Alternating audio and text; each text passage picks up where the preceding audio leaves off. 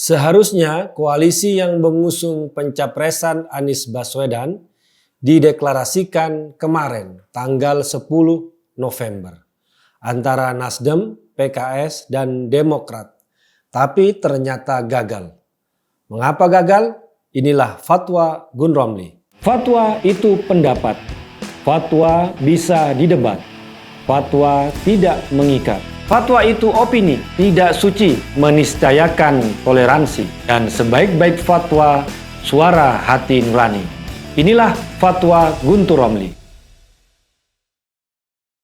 Assalamualaikum warahmatullahi wabarakatuh. Salam sejahtera untuk kita semua. Shalom, shalom aleichem, Om Swastiastu, Namo Buddhaya, Rahayu, Salam Nusantara. Mengklaim akan membentuk koalisi yang menyebut dirinya koalisi perubahan, Anies Baswedan gagal melakukan deklarasi pada kemarin 10 November.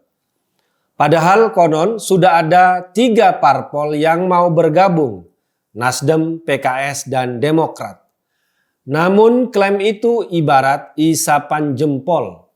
Seperti halnya info soal daging sapi atau daging ayam yang disebut Anies di depan A'agim soal isi bantuan Pemprov DKI di zaman dia waktu pandemi Covid.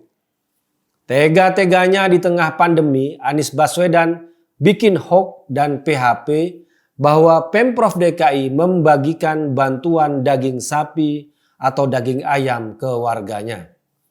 Ternyata koalisi perubahan itu layu sebelum berkembang, membusuk sebelum matang. Mengapa deklarasi pencapresan Anies gagal dilakukan oleh 3 parpol itu? Menurut saya ada beberapa penyebab. Pertama, Anies lebih terlihat sebagai jurkam parpol Nasdem daripada seorang capres. Kemana-mana saat ini Anies lebih mempromosikan Nasdem. Dia terlihat sebagai juru kampanye partai Nasdem daripada seorang capres. Parpol-parpol lain yang mau mendukung Anies tentu akan bertanya-tanya. Buat apa dukung pencapresan Anies, tapi yang dapat untung, dapat manfaat cuma partai Nasdem saja? Pencapresan Anies secara sepihak oleh Nasdem sebenarnya bisa dilihat sebagai offside dalam politik. Kalau benar mau berkoalisi, tapi mengapa hanya melakukan langkah sepihak? Bagi yang waras pun, langkah Surya Paloh bisa dilihat sebagai bentuk penguasaan dan politik posesif kepada Anies Baswedan. Apalagi sekarang Anies lebih terlihat sebagai jurkam Nasdem kemana-mana. Bisa jadi yang ada dalam pikiran elit-elit parpol baik di PKS ataupun Demokrat saat ditanya pengen dukung Anies, ya kepengen, tapi yang jadi masalah untung di Nasdem, buntung di kami. Alih-alih menemukan jalan lapang melalui dukungan Nasdem, Anies malah berhadapan dengan jalan buntu dalam koalisi.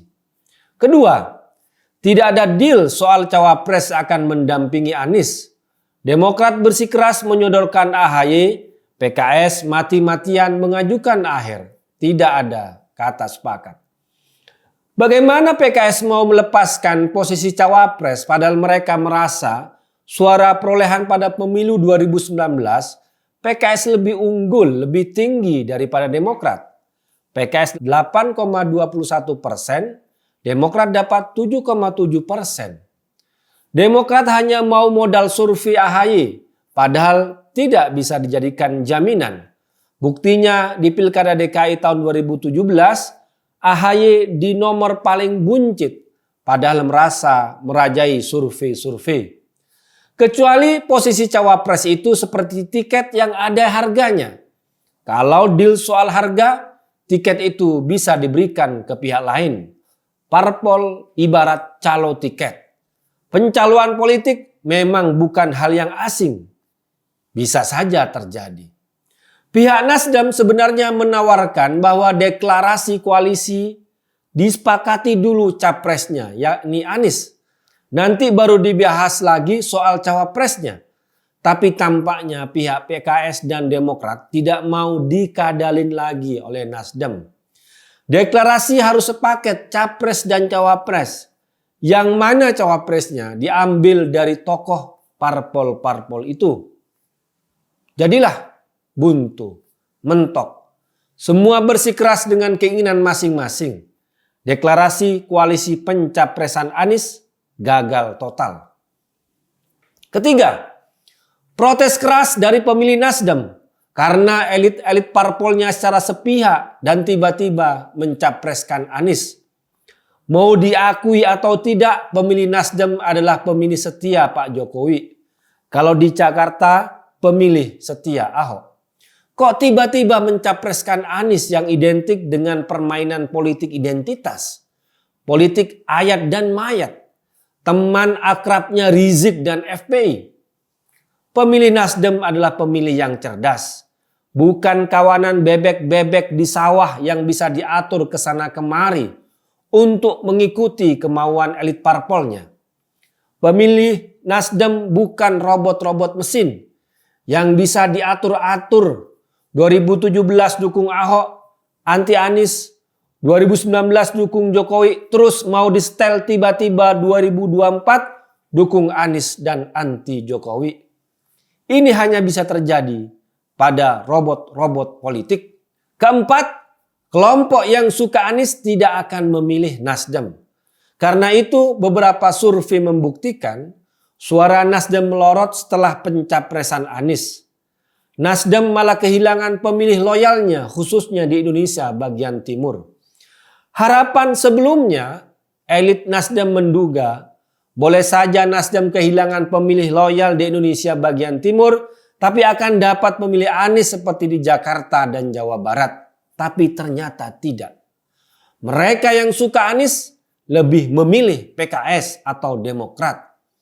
Memilih capres dan memilih parpol memang tidak selalu berbanding lurus seperti rel kereta api. Karena seperti yang saya sudah bilang, kita berhadapan dengan pemilih-pemilih yang cerdas. Bukan kawanan bebek-bebek di sawah yang bisa digiring ke kanan dan ke kiri. Atau robot-robot politik yang bisa di-setel pilih capresnya yang ini dan parpolnya yang ini juga.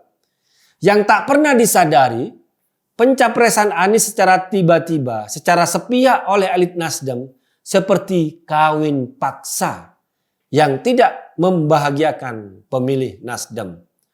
Namanya kawin paksa tujuannya bukan kecocokan, apalagi tujuannya kebahagiaan. Tapi ada kepentingan-kepentingan lain seperti kepentingan ekonomi, keuntungan sepihak yang hanya bisa dinikmati oleh elit-elitnya saja. Nasdem dan Anies ibarat oli dan semen yang dicoba digabungkan. Bagaimana mungkin bisa membangun sebuah koalisi yang kokoh kalau bahan dasarnya oli dan semen? Kelima, sebab deklarasi pencapresan gagal oleh koalisi Anies karena menurut Fahri Hamzah bandarnya belum sepakat. Siapakah bandarnya? Bandar apa? Ya silakan tanya ke Fahri Hamzah. Karena bandar, pencapresan Anies gagal. Wassalamualaikum warahmatullahi wabarakatuh.